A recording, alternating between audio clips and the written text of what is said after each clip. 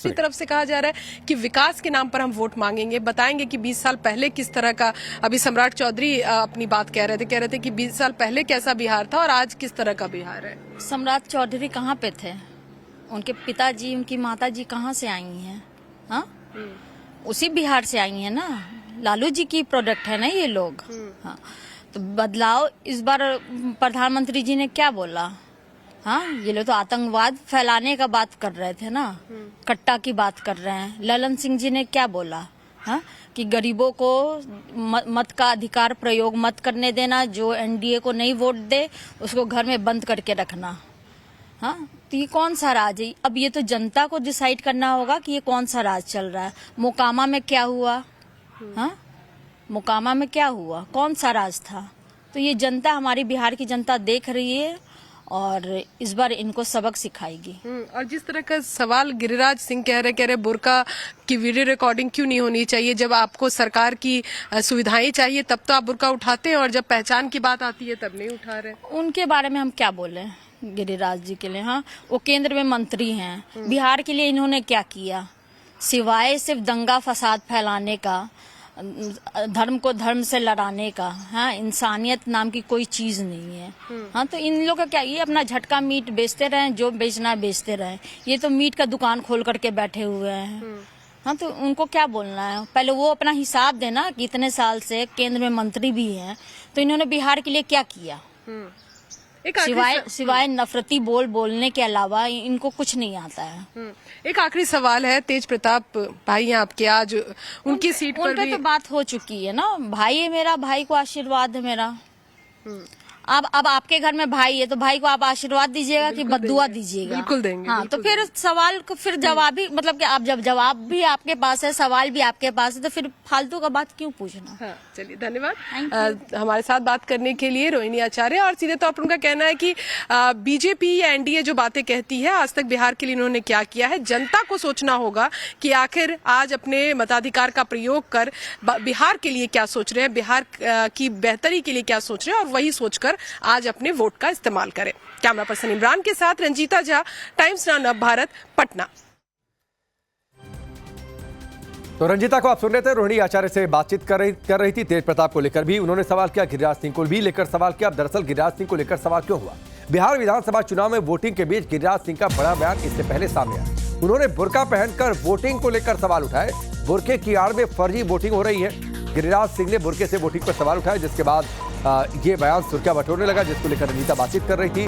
Burke में voting के लिए आई महिलाओं की जांच होनी चाहिए। जिन पर शक है उनका बुर्का हटाकर चेहरा दिखाना उन्हें होगा। बुर्का के लिए आपको मैंने दिखाया कि आंगनबाड़ी केंद्र की सेविका आई हुई है। चुनाव आयोग ने व्यवस्था दी है, जिसको बुर्का से नाराजगी है तो कानून का राज है। चुनाव आयोग ने कानून बनाया है कि जिसको आपत्ति होगी वो बुर्का उठा करके। आधार कार्ड बनाने जाती है, वहां कोई शरिया कानून नहीं। रिजर्वेशन के लिए जाती है, कोई शरिया कानून नहीं। एयरपोर्ट जाती है, कोई शरिया कानून नहीं। मुल्लाओं को यही दिखता है शरिया कानून, और शरिया कानून नहीं है। ये पाकिस्तान नहीं है, ये हिंदुस्तान है, भारत है। भारत का अपना संविधान है, इसी से चले।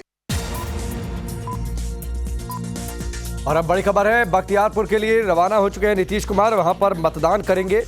इस वक्त की बड़ी खबर, ये काफिला मुख्यमंत्री नीतीश कुमार का,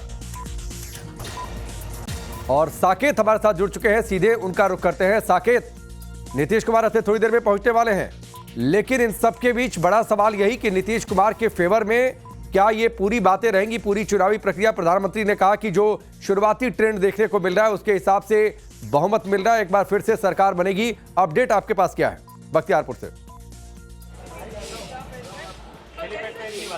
देखिए राकेश, सबसे पहले तस्वीर आपको हम यहाँ पर दिखा देते हैं। जो मुख्यमंत्री का बूथ है वहां पर हम मौजूद है। उनका जो घर है उसके चंद कदम की दूरी पर ये बूथ है और यहीं पर मुख्यमंत्री अब से थोड़ी देर बाद पहुंचेंगे और यहाँ वोट करेंगे।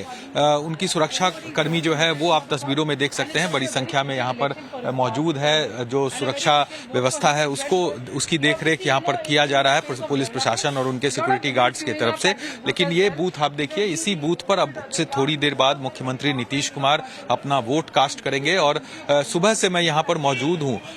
बड़ी संख्या में लोग जो आम वोटर्स हैं वो भी इस बूथ पर पहुंच रहे हैं और महिलाओं की तादाद राकेश सबसे ज्यादा है अभी तक जो मैंने देखा है। जो ट्रेंड सुबह से लगभग 2 घंटे से अधिक का वक्त बीत चुका है वोटिंग का, तो महिलाएं बड़ी संख्या में पहुंच रही हैं। मैंने कई महिलाओं से बात भी की थी, उन्होंने कहा कि जो काम महिलाओं के लिए हुआ है उसके साथ वो हैं। तो ऐसे में जो लगातार ये बातें सामने आई है कि नीतीश कुमार के साथ महिला वोटर्स रही हैं, वही तस्वीर एक बार फिर से देखने को मिली है। क्योंकि अगर आधी आबादी का वोट ज्यादा पड़ता है या घर से निकलकर महिलाएं अगर वोट कर रही हैं तो ये माना जाता है कि नीतीश कुमार के लिए ये शुभ संकेत है। और वही तस्वीर आज बूथों पर दिख भी रही है, बिहार के अलग अलग बूथों से जो हमें रिपोर्ट्स मिल रही है। लेकिन सवाल ये है कि आखिर जिस तरह से चुनाव प्रचार हुए और लगातार कोशिशें तमाम पार्टियों की तरफ से ये की गई कि जनता के दिल को जीता जाए, उस पर फैसला तो 14 तारीख को जो जनता आज वोट कर रही है उस पर निर्णय आएगा। लेकिन जो माहौल है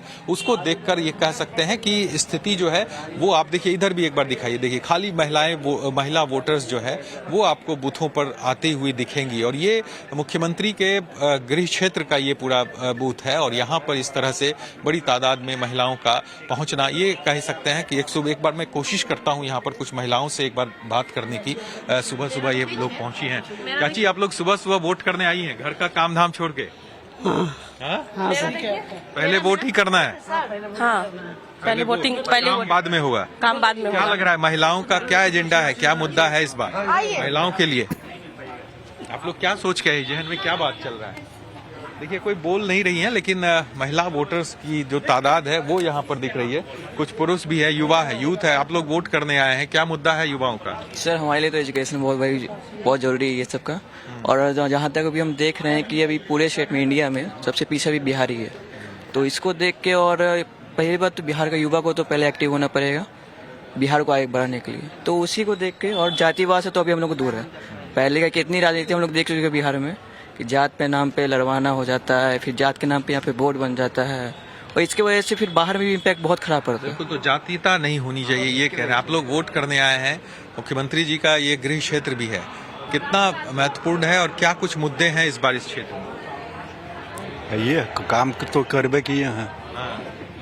नीतीश जी काम किए हैं, बिल्कुल। देखिए और भी कुछ वोटर्स हैं, आप भी वोट करने आए हैं। नीतीश जी का ये गृह क्षेत्र है, क्या मुद्दा है इस इलाके में? हम लोग तो उनका पड़ोसी है, विकास ही उनका मेन मुद्दा है। काम बहुत किए हैं, मतलब युवकों को उनको याद किया जाएगा।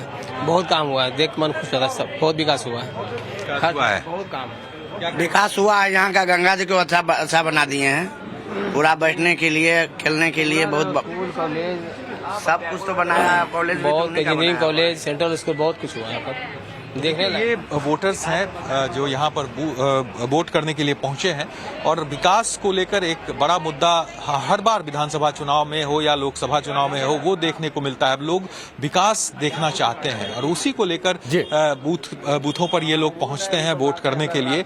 और देखना होगा कि अब जिस ठीक है, साकेत आपके पास हम लौट कर आएंगे, साकेत आपके पास हम लौट कर आएंगे। वहां से रंजीता भी बनी हुई है, आएंगे आप दोनों के पास। लेकिन फिलहाल तारापुर विधानसभा से किस्मत आजमा रहे बिहार के डिप्टी सीएम सम्राट चौधरी की बातचीत, जिन्होंने चुनाव में एनडीए की जीत का दावा किया है। सुनिए जरा उनको।